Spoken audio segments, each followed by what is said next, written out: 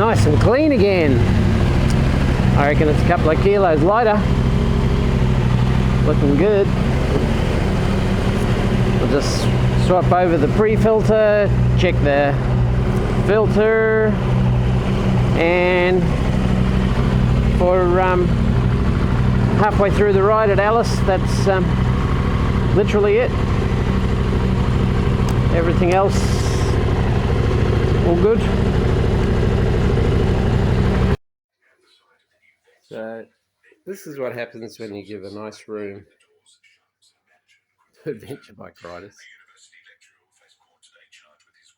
As you can see, we made it to Alice, no problems, and Jack joined us along with a couple of guys, a film crew, one still photographer and one video photographer, to do some promo shots for the company that in the background we've been told is Octane Expeditions. And both Jack and Phil back on the Gold Coast were assuring us that things were going to change with their input, and that they were putting protocols in place to make sure that some of the stuff that had happened on the way here wasn't going to happen. So because of their involvement, I kept a positive frame of mind about it all, and was hoping that it was all going to come together, and we were going to head back shortly to do Madigan and Hay River. But for today, the name of the game was to get some promo shots. So we went down to this gorge, getting on towards sunset, to take some shots of the bikes and the buggy. And so, yeah, went down there, and I think they got Jack's testimonial on video there. And, yeah, I guess at that point I realised we were trying to do a good job of selling the potential of these adventure tours. So, yeah, we were just going along with it while in the background the organisers were trying to sort out the logistics of getting us and the film crew onto the Madigan and Hay River and heading back towards Birdsville. But that evening, when we got back to the hotel for a meal, we were informed that it looked like there was no way logistically that we could do the return trip. As you can expect, I was gutted, as everyone was, but we were asked if we would do filming as promos for the business and simulate like we had done a trip, do some photo shoots, do some videoing, do some testimonials. We were even going to go out and camp one night out a little way down the Finke track, and yeah, that was something that I did because Phil and Jack were involved, and I was hoping that it was going to work out for them. But yeah, obviously pretty gutted not to be able to do the return trip.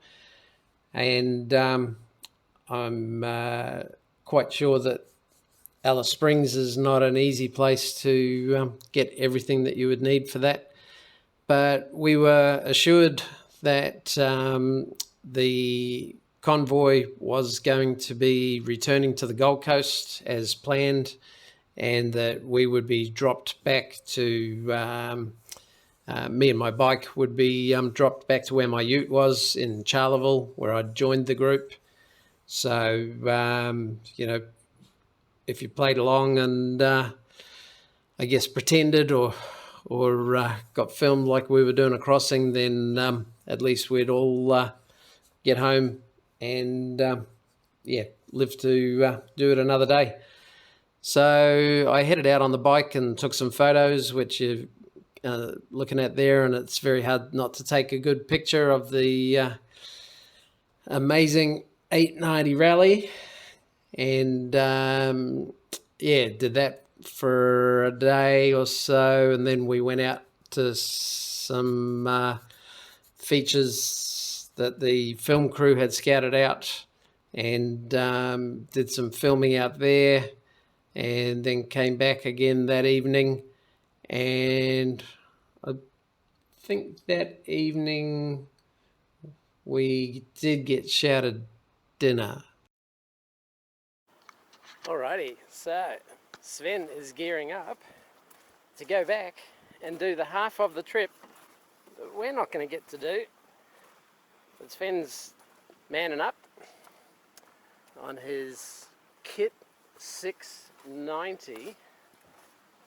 Very, very nicely put together KTM 690 with the 450 RR tanks, the rear tank, giving you a total of 32 litres of fuel, plus another 5 litres just to be safe. How many days you after Mount Dare? You're going to cross in 2 days, you think? I reckon 2 days, yeah. maybe 3. Yeah. Yep. Just in case, just yeah, back up. Yeah, cool. Cool. Half your luck, mate. Half your luck. Looks very, very tidy. Ready to go. I was invited to go back with Sven because he had his ute in Birdsville and could have taken me back to Charleville. But as you can see, my bike wasn't configured for that. I didn't have my side racks and didn't have any bags with me other than the little tail bag and the tank bag that you can see there. Yeah, back to the story at hand.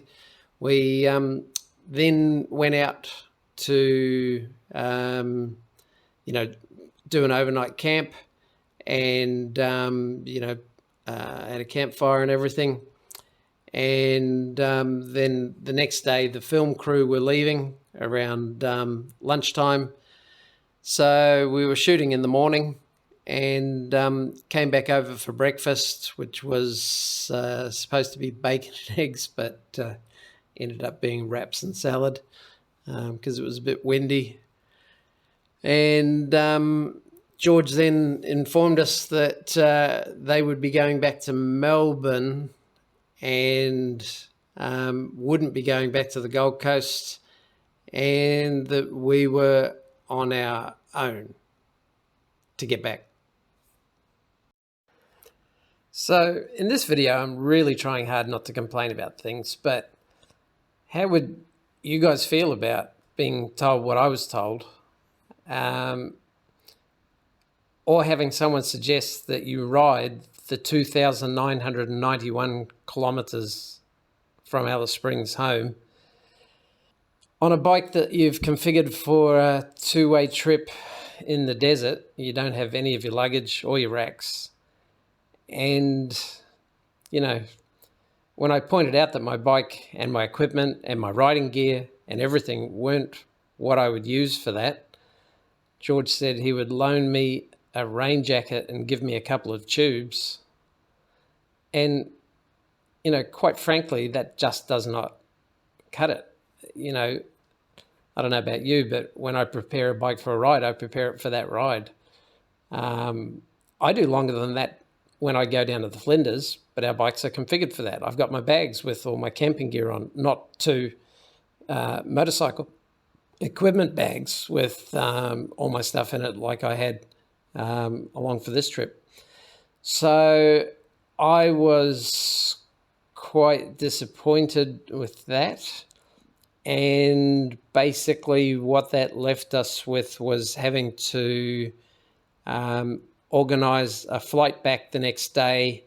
And even though I've got an invoice showing bike transport, it was left up to us to organise and pay for not only our bikes to be transported back, but Phil paid for George's 2 bikes to be transported back, and guess what? He has not been paid for that.